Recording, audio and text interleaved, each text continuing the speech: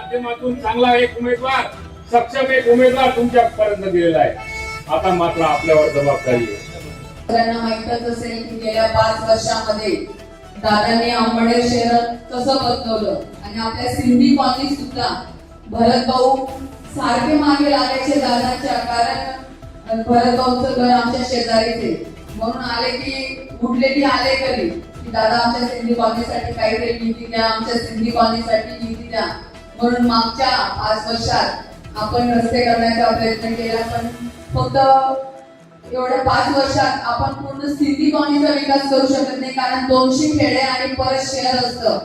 पण नक्कीच येणाऱ्या काळामध्ये भरत भाऊनी सांगितलं की आपल्या इथं रस्त्यांचं काम असेल, गटारींचं काम असेल, आणि मी बऱ्याच वेळेस तिकडे आमचं क्रशर आहे, बऱ्याच वेळेस मला दिवसात एक वेळेस इकडनं जाणं होतं आणि बऱ्याच महिला माझ्या इकडनं पायी वॉकिंग साठी जातात आणि एवढा हायवे असल्यामुळे खूप गाड्या वापरत असल्यामुळे त्यांना चालायला सुद्धा त्रास होतो. म्हणून माझ्या पण लक्षात आलं की आपण महिलांसाठी जिम तयार करायची, कारण महिला तंदुरुस्त राहील तर ती परिवाराला चांगलं सांभाळू शकते.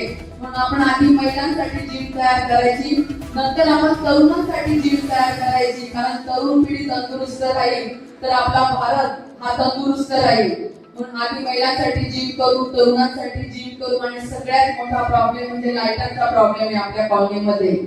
आपण भरत भाऊ असेल, शोभाताई असेल, आणि आपले खरं तर आपले नगराध्यक्ष महत्वाचे आहेत, कारण आपला सरकार जर का निवडला तर सैन्य त्याच्या मागे चालेल. म्हणून आपण नगराध्यक्ष पण सिटी हा चिन्हावर निवडून दिलं तर येणाऱ्या काळामध्ये आपण सिंधी कॉलनीचा नक्कीच विकास करू.